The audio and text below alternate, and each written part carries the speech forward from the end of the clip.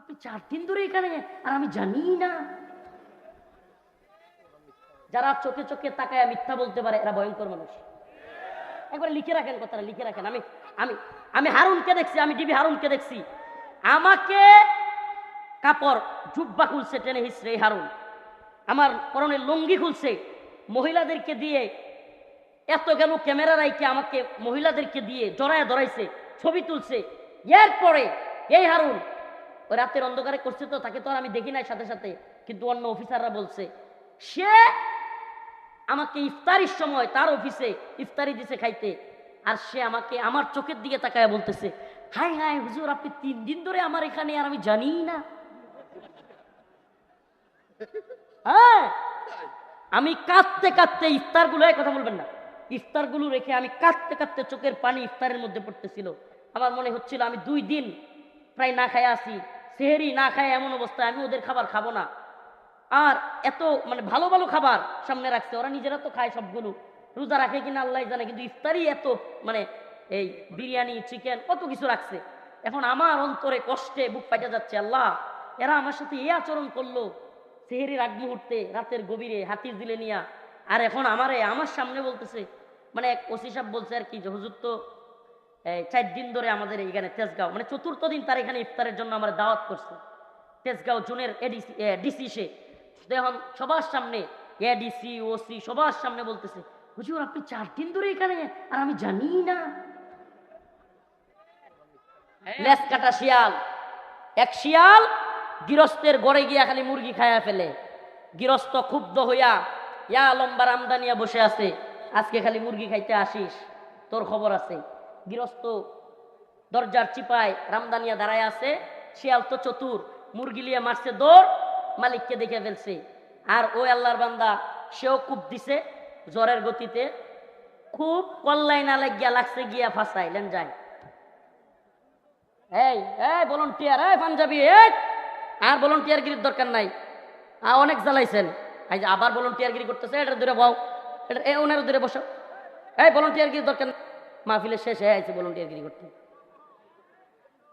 বলতেছিলাম আর চালায়েন না রংপুরেরা, রংপুরের লোক আর চালায়েন না। তো বলতেছিলাম গৃহস্থ মারছে কি কোপ। এই ভাই আঞ্চলিক ভাবে বললে নিজেরকে ছোট মনে করিয়েন না, আমরা রংপুরবাসীকে ভালোবাসি, সত্যি কথা ভালোবাসি। আপনারা যেই বীরত্ব দেখিয়েছেন এবং সারা দেশের সবচাইতে আলোচিত একটা ছেলে আমাদের আবু সাঈদ, আল্লাহ পাক তাকে শহীদ হিসেবে কবুল করুন। আল্লাহ পাকের কাছে জালিমের বিরুদ্ধে যেই আমাদের ভাই আবু সাঈদের মৃত্যুর কারণেই আল্লাহ পাক গোটা জাতিকে, এই ছেলেটাকে এইভাবে গুলি করার পর মানুষ আর টিকতে পারে নাই, রক্তে আগুন ধরে গেছিল, সবার রক্তে আগুন ধরে দিচ্ছে এক আবু সাঈদের মৃত্যু। সুবহানাল্লাহ, একবারে বালুতের মতো কাজ করছে, সারা বাংলাদেশে একেবারে বিস্ফোরণ ঘটে গেছে মানুষের মনে, এইভাবেও মানুষকে মারতে পারে, এগরে রাখবো না। এই যে আবু সাঈদের হত্যার পরেই কিন্তু মানুষ ক্ষিপ্ত হয়ে পুলিশকে মারা শুরু করছে। এটা থেকে পুলিশেরও শিক্ষা নেওয়া উচিত, আমরা এইভাবে মানুষকে গুলি করে মারবো, এই অর্ডার যদি কোনো জালিম সরকার দেয়, এই অর্ডার পুলিশ যেন না মানে। আমি পুলিশের ভাইদেরকে বলবো, আপনারা কোনোভাবেই জালেম যদি কোনো মানুষকে হত্যা করতে বলে এই অর্ডার মানবেন না। প্রিয় ভাইরা আমার, বন্ধুগণ আমার, তো আপনাদের কাছে আমি যে গল্পটা বলতেছি খুবই খুবই একটা গুরুত্বপূর্ণ পয়েন্ট বলার জন্য, গল্পটা উদ্দেশ্য নয়। তো কূপ মারছে, ওই শিয়ালের লেঞ্জা কেটে গেছে। এখন ঘটনাক্রমে ওই শিয়াল ছিল লিডার, শিয়ালের দলের লিডার। হাসেন না, প্রাণীদের মধ্যেও লিডার আছে, কুত্তার মধ্যেও কি আছে? এই যে আওয়ামী লীগ নামক দলের লিডার হইল হাসিনা, যার নেত্রী পালায়া যায়, এখনো পোস্ট করে ফেসবুকে, আরে বেটা যেই দলের নেত্রী কর্মীদের বিপদে রেখা পালায়া যায় তারে নিয়ে গর্ব নয়, লজ্জা করা উচিত। তোমার তো মিয়া লজ্জাই নাই, তোমার নেত্রী হেলিকপ্টার আর বিমান দিয়া পালায়া যায়, আর তোমার এখনো পাসপোর্টই নাই, লজ্জা নাই তোমার? তোমার নেত্রী কি করে? বিমান দিয়ে আর হেলিকপ্টার দিয়ে পালায়া যায়, তোমার এখনো কি নাই? পাসপোর্টই নাই। তো এই জন্য ওই যে এখন সব শিয়ালরা দেখে কি লিডারের দিলেন জানাই, ছেলেরা বলতেছে লিডার, ক্যাপ্টেন, 7টা লেফটেন্যান্টের একটা ক্যাপ্টেন বলতেছে আপনার লেঞ্জা কাটা কেন? এমন সে একটা ভয়ঙ্কর এক যুক্তি বাহির করছে। সে বলতেছে, এ শিয়ালের দল, শুনে রাখো, আজকে যারা লেজ কাটবে স্বইচ্ছায়, সে আগামী 100 বছর আমাদের নেতৃত্ব দিবে। চিন্তা করছেন কি বলছে? ওই যে ভারতে পালায় গিয়ে এখনো কি কয়, আসমু সবগুলো ধর্ম লেজ কাটা শিয়াল। হ্যাঁ শুনেন, ক্ষমতা যাওয়ার পর ক্ষমতাসীনরা পাগল হয়ে যায়, এটা মনে রাখবেন। আবল তাবল বলতে থাকে, পাগলে কি না কয় আর ছাগলে কি না খায়। তো লেজ কেটে যাওয়ার পর শিয়াল বুদ্ধি করছে, সব শিয়ালদেরকে বলতেছে যে আজকের দিনে স্ব ইচ্ছায় যারা লেজ কাটবে তারা আগামী 100 বছর পুরা শিয়ালের দলের কি হবে? উদ্দেশ্য কি? হায়রে লেঞ্জা তো কাটে গেছে, এখন তো আমার লিডার মানবো না, কি করা যায়? হুঙ্কার দিতে হবে, ঝংকার দিতে হবে, পালায় আসছি এটা যদি বুঝতে দেই আর কি আমারে মানব? বুঝেন না? পালায় আসছি এটা যদি বুঝতে দেই আর কি আমারে নেত্রী মানব? হ্যাঁ, কি বলতে হবে? আমি চাই না এই দেশের মানুষ মারা যাক। কত বড় মৃত্যু, মানে মিথ্যার যদি মানে রেকর্ডের কারণে কারণ নোবেল দিত, হাসিনারা দিত। মিথ্যা কথার নোবেল পাইলে কে পাইতো? কনফার্ম, এটা শিওর। মানে সাবলীল ভাবে একেবারে দক্ষতার সাথে। আর কি কি টাইটেল দেওয়া যায়? মিথ্যার উপর পিএইচডি, এটাও এইটাও যথেষ্ট না এর জন্য। মানে ও এত পরিমাণে মিথ্যুক। একটা কথা মনে রাখবেন, যারা এটা একটা থিওরি, আমি এটা বলে যাই, এই ধরনের মানুষ আমাদের সমাজেও থাকতে পারে, আল্লাহ মাফ করুক। চিনে রাখবেন, যারা চোখে চোখে তাকায় মিথ্যা বলতে পারে এরা ভয়ঙ্কর মানুষ। একবার লিখে রাখেন কথাটা, লিখে রাখেন। আমি হারুনকে দেখছি, আমি ডিবি হারুনকে দেখছি, আমাকে কাপড় জুব্বা খুলছে টেনে হিসড়ে হারুন, আমার পরনের লুঙ্গি খুলছে, মহিলাদেরকে দিয়ে এত গেল ক্যামেরা রাইকে আমাকে মহিলাদেরকে দিয়ে জড়ায় ধরাইছে, ছবি তুলছে।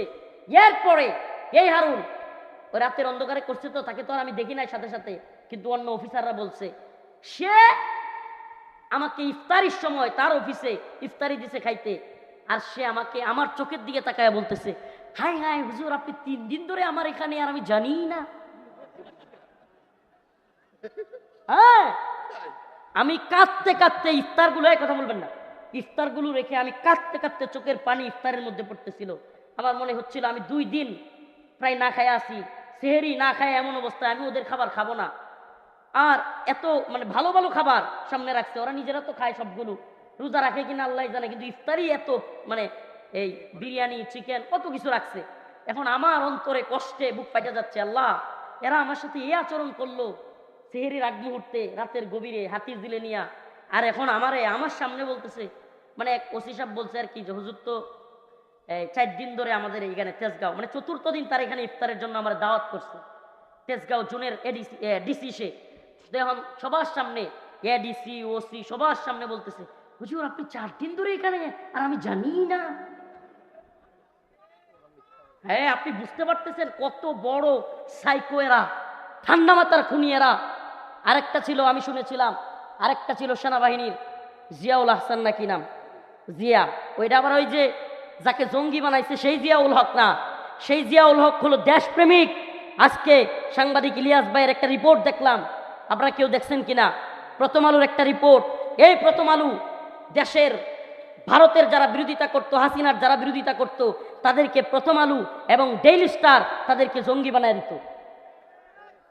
একজন মেজর দেশপ্রেমিক, সে সেই 2013 সালে 14 সালেই হাসিনাকে ক্ষমতার থেকে নামানোর জন্য সামরিক কু করছিল, কু, সুবহানাল্লাহ, সামরিক কু করছিল, মিলিটারি কু হাসিনাকে নামায় দেওয়ার জন্য। আর হাসিনা সেটা জানতে পেরে প্রথম আলোর মাধ্যমে এই মেজর জিয়াউল হককে জঙ্গি বানায়া, মেজর জিয়াউল হককে ফেরারি বানায়া দিছে। এখন ওই আল্লাহর বান্দা কোথায় আছে জানা যায় না, অথচ সে দেশপ্রেমিক ছিল।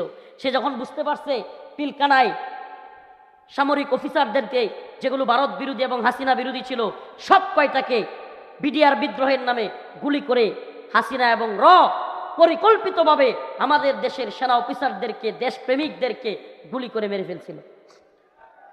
আর আরেক জিয়া, যেই জিয়া গুম খুন গুমের আয়নাগরের মাস্টার, এই জিয়া আমি আমার সাথে থাকা গুমের শিকার হওয়া ভাইদের কাছে শুনছি, যারা একবারে ভিকটিম তাদের কাছে শুনছি, মিথ্যা হওয়ার সম্ভাবনা নাই, একাধিক লোকদের কাছে শুনছি। কয় হুজুর কি বলবো, আমি কি একটু পাড়া তুলতে পারি? কোরআন শরীফ তো নাই এখানে, না কোরআন শরীফ তো নাই। কয় মেজর জিয়া, না কোরআন নাই, না না কোরআন দরকার নাই, মানে আমি এটা পাটা একটু তুলে ওর অবস্থানটা দেখানোর জন্য। আমার ভাইরা যেইভাবে দেখাইছে, কয় হুজুর মেজর জিয়া ওই গুম খুন আয়নাগরের মাস্টার মাইন্ড, ও হাসিনার কথায় মানুষকে গুম করতো, মেরে ফেলতো। কয় হুজুর ও একটা সিগারেট টানতে টানতে এইভাবে চেয়ারের উপর এইভাবে পা তুইলা নাকি কথা বলতেছে, গল্প করতেছে, হুট করে নাকি গুলি করে দিতে। চিন্তা করতে পারেন কত ভয়ঙ্কর লোক, মানে বিড়ি খাইতেছে, গল্প করতেছে, হুট করে মানুষ মেরে ফেলতো। কি ভয়ঙ্কর সাইকো এই জিয়া। এখনো নাকি ওকে যখন দেখছে, ও কিন্তু এখন ধরা খাইছে, এখনো নাকি হাসে। আসলে মানুষ সুবহানাল্লাহ, খতামাল্লাহু আলা কুলুবিহিম যখন হয়ে যায়, ওয়া আলা সামইহিম ওয়া আলা আবসারিহিম, আল্লাহ যখন কারো অন্তরে সিলমোহর মাইরা দেয়, অপরাধী অপরাধ বুঝতেও পারে না, এদের অন্তর পাষাণ্ড হয়ে যায়। এরা নিজেদের অপরাধ যদি বুঝতে পারতো তাহলে তো ভালোই হয়ে যেত। আল্লাহ পাক হয়তো এদেরকে হেদায়েত দিবে না, এই কারণে এদের অপরাধ বুঝতেও দেন না। সুবহানাল্লাহ। তো আমরা কি জানলাম? এই ভয়ঙ্কর বদমাশগুলো আমাকে বলছে, এই ডিবি হারুন, আপনারা জানলেন আজকেই প্রথম বললাম এই কথাটা, বা ডিবি হারুনের ওই কথাগুলো তো বলছি, কিন্তু ওই যে ইফতারের কাহিনীটা আমার এত কান্না আসতেছিল। হ্যাঁ কি বলো, ও নিজে আমার এইভাবে কাপড় চোপড় খুলে মহিলাদেরকে জড়ায় ধরে ছবি তুললো, সবাই জানে এটা, যে ওসিগুলো জানে। আচ্ছা এরা এই ওসি যাদের প্রধান সেই, এই ওসিরা কি ভাববে, কি মিথ্যুক লোক, মিথ্যার তো একটা জাত থাকে। যে ওসিগুলারে নিয়ে গেছে, যে এডিসি গুলোরে নিয়ে গেছে, তাদের সামনে বলতেছে হুজুর আপনি 4 দিন ধরে এখানে, আর আমি জানি না। আল্লাহ পাক এই সমস্ত ভণ্ড বদমাশগুলো থেকে আমাদেরকে, এই বাংলাদেশকে, মীর মুগ্ধ কিংবা আমাদের ভাই আবু সাইদদের মাধ্যমে আমাদের এই বাংলাদেশকে মুক্ত করেছেন। এজন্য আমরা আল্লাহর কাছে শুকরিয়া জানাই, বলেন আলহামদুলিল্লাহ। কত পরিমাণে যে জুলুম হচ্ছিল, আরো কত জুলুম হইতো। আমরা এই কথাগুলো কেন বললাম?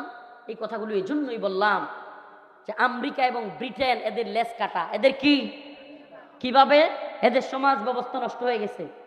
সমাজ ব্যবস্থা, যেই সমাজে সমকামিতা শুরু হয়, এই সমাজ ব্যবস্থা কি ভালো থাকে? এই রাষ্ট্র ব্যবস্থা ভালো থাকে? কথা কয় না। কোন জাতি তখনই উন্নতি করতে পারে যখন সেই জাতির যৌন সিস্টেম বা যৌন চাহিদা মেটানোর জন্য আল্লাহ এবং তার রাসূলের ব্যবস্থাপনা থাকে। আর সেই জাতি সবচাইতে বেশি ব্যর্থ হয় যেই জাতি তাদের যৌন বিষয়টাকে নিয়ন্ত্রণ করতে ব্যর্থ হয়। আমেরিকা এবং ব্রিটেন কিংবা পশ্চিমা বিশ্ব, আমেরিকা এবং ব্রিটেন পশ্চিমা বিশ্ব সমকামিতা, ট্রান্সজেন্ডারবাদ সব কিছুকে প্রমোট করে তাদের সমাজ ব্যবস্থা, রাষ্ট্র ব্যবস্থা ধ্বংস করে ফেলেছে।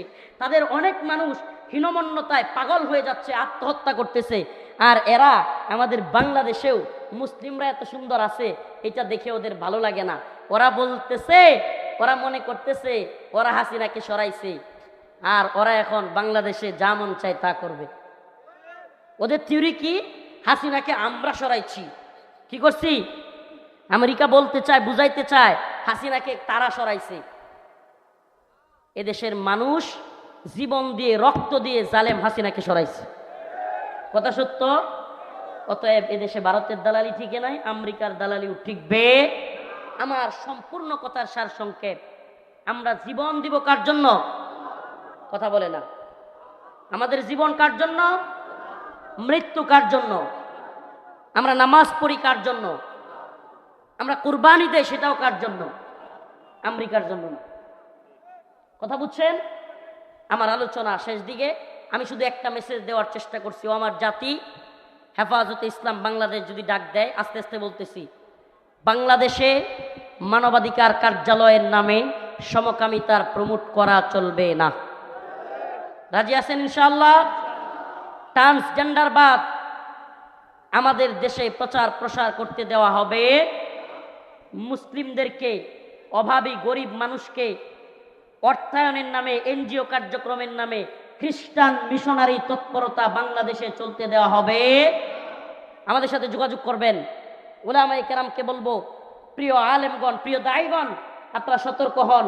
আপনাদের রংপুর বিভাগে সবচাইতে বেশি খ্রিস্টান মিশনের এবং কাদিয়ানি তৎপরতা চলে। আপনারা সতর্ক হন। রংপুর বিভাগে কোনো জায়গায় যেন খ্রিস্টান মিশনারি কিংবা কাদিয়ানি তৎপরতা চলতে না পারে। ইনশাআল্লাহ কথা দিচ্ছি, প্রোগ্রাম ওয়ারি না আসলেও রমাদানে কিংবা রমজানের পরে সপ্তাহব্যাপী রংপুর পঞ্চগড়ে আমরা সময় দিব ইনশাআল্লাহ। কেন? এই উম্মার জন্য। এই উম্মাকে আমরা কি ট্রান্সজেন্ডার বা কাদিয়ানি সমকামিতার দিকে দিতে পারি? তাহলে আমাদের কাজ কি? এই উম্মাকে সতর্ক করা, এই উম্মাহকে আল্লাহর দিকে মুতাওয়াজ্জু করা। আমরা একমাত্র আল্লাহকে ভালোবাসি, আল্লাহর জন্য জীবন, আল্লাহর জন্য মৃত্যু। আমাদের সব কিছু হবে কার জন্য? আল্লাহ পাক আমাদের সবাইকে দ্বীনের পথে অটল অবিচল থাকার তৌফিক দান করুন। আর জোরে বলেন আমিন। ওয়া আখিরু দাওয়ানা আনিল হামদুলিল্লাহি রাব্বিল আলামিন। আসসালামু আলাইকুম ওয়া রাহমাতুল্লাহি ওয়া বারাকাতুহু। বিল আলামিন الرحمن الرحيم مالك يوم الدين إياك نعبد وإياك نستعين اللهم ارزقنا شهادة في سبيلك اللهم ارزقنا شهادة في سبيلك اللهم ارزقنا شهادة في سبيلك اللهم انصر الإسلام والمسلمين اللهم انصر الإسلام والمسلمين اللهم انصر الإسلام والمسلمين اے اللہ ফিলিস্তিনের মুসলমানদেরকে হেফাজত করো। হায় রব্বুল আলামিন হামাসের মুজাহিদদেরকে কবুল করো। হে আল্লাহ আমাদের ভাই আবু সাঈদের মৃত্যুকে শাহাদাত হিসেবে কবুল করো। হে আল্লাহ ভাইয়ের কবরকে জান্নাতের বাগান বানায়া দাও। আল্লাহ জালিমের বিরুদ্ধে সে দাঁড়ায়া গেছে, আল্লাহ আল্লাহ তার কবরকে তুমি জান্নাতের বাগান বানায়া দাও। হে আল্লাহ মীর মুগ্ধ সহ অসংখ্য ৭২-৭৩ জন মাদ্রাসার ছাত্র মারা গিয়েছে, আল্লাহ আল্লাহ তাদেরকেও শহীদ হিসেবে কবুল করো। আল্লাহ আল্লাহ এই ভূখণ্ডের মুসলিমদেরকেও হেফাজত করো। Bosnia, Chechnya, Mali, Somalia, Yemen, Uyghur, Kashmir, Arakan, ফিলিস্তিন সহ সমস্ত ভূখণ্ডের মুসলিমদেরকে হেফাজত করো। রব্বে কাবা আল্লাহ আমাদেরকে দ্বীনের পক্ষে অটল অবিচল থাকবার তৌফিক দান করো। হে আল্লাহ এই ভূখণ্ডে যেন কোনো সমকামী এজেন্ডা চালু হতে না পারে। আল্লাহ হে আল্লাহ আল্লাহ সরকারের দায়িত্বশীলদেরকে সহি বুঝ দান করো। আল্লাহ এদেশের মুসলমানদের অন্তরে দ্বীনের প্রতি ভালোবাসা বাড়ায়া দাও, ঈমানের প্রতি ভালোবাসা বাড়ায়া দাও। হে আল্লাহ ইসলামী হুকুমত, ইসলামী শরিয়া এই ভূখণ্ডেও প্রতিষ্ঠিত করে দাও। এই মাহফিলকে কবুল আর মঞ্জুর করো। যারা ইন্তজাম করতে গিয়া কষ্ট করেছে, শ্রমগাম দিয়েছে, তাদেরকেও আল্লাহ তাদের শ্রমগাম কষ্টকে কবুল করো। রব্বুল আলামিন অভাবীদের অভাব দূর করো, ঋণগ্রস্তদের ঋণ পরিশোধ করার তৌফিক দাও। হে আল্লাহ আমাদের সবাইকে মাফ করে দাও। সুবহান রাব্বিকা রব্বিল ইজ্জাতি আম্মা ইয়াসিফুন সালামুন আলাল মুরসালিন আলহামদুলিল্লাহি রাব্বিল আলামিন। আপনাদের কাছে আমার